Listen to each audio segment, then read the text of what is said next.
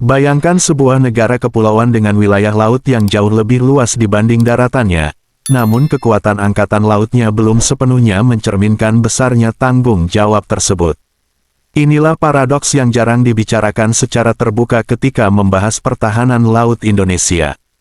Diskusi publik seringkali hanya berhenti pada jenis senjata atau jumlah kapal tertentu, padahal di balik itu sudah ada sebuah kerangka strategis yang jelas dan serius tentang seperti apa kekuatan ideal Angkatan Laut Indonesia seharusnya.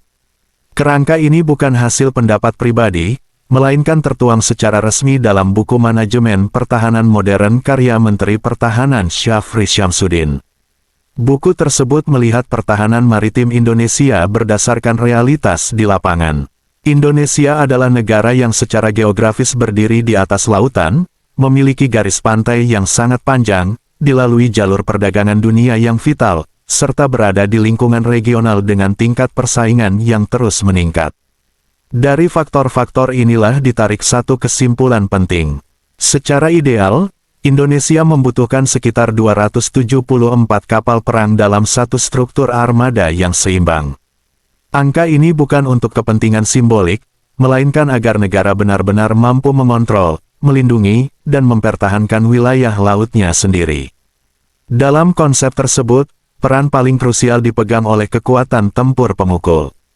Diperkirakan Indonesia memerlukan hampir 100 kapal tempur utama, termasuk fregat, destroyer, kapal selam, korvet, serta kapal cepat bersenjata rudal. Susunan ini menegaskan satu hal mendasar, laut tidak cukup dijaga dengan patroli rutin semata. Diperlukan kemampuan tempur yang nyata dan siap digunakan dalam situasi berintensitas tinggi.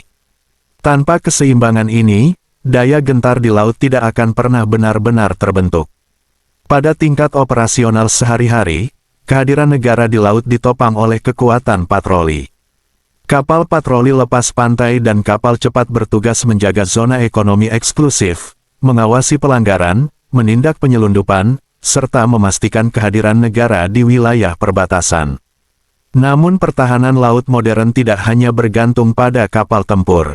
Operasi jangka panjang menuntut dukungan kapal logistik, tanker, kapal rumah sakit, hingga kapal survei yang menjamin keberlanjutan dan kesiapan operasional armada. Pertanyaan besar muncul ketika konsep ideal ini dihadapkan pada kondisi saat ini. Secara jumlah, kapal perang aktif Indonesia berada di kisaran 160 hingga 170 unit, yang sekilas terlihat memadai. Namun ketika ditelusuri lebih dalam, kesenjangannya menjadi jelas. Jumlah fregat masih jauh dari target, kapal selam baru memenuhi sebagian kecil dari kebutuhan, dan yang paling mencolok, Indonesia saat ini belum memiliki destroyer modern aktif, padahal kapal jenis ini merupakan fondasi pertahanan laut lepas. Situasi ini bukan disebabkan oleh ketidaktahuan. Indonesia sangat memahami kelemahan strategisnya. Tantangan utamanya terletak pada keterbatasan anggaran, lamanya waktu pembangunan, serta kapasitas industri pertahanan yang masih berkembang. Karena itu, pendekatan yang diambil selama ini bersifat pragmatis, memperkuat kapal patroli untuk menjaga kehadiran, sambil secara bertahap membangun kemampuan kapal tempur besar melalui program nasional dan kerja sama internasional. Namun pesan dari konsep ini sangat jelas. Selama kekurangan kapal tempur utama, kapal selam, dan destroyer tidak ditangani secara serius, kekuatan maritim Indonesia akan tetap timpang. Luasnya wilayah laut saja tidak cukup. Yang menentukan adalah apakah sebuah negara hanya hadir di laut, atau benar-benar berdaulat dan kuat di wilayah lautnya sendiri.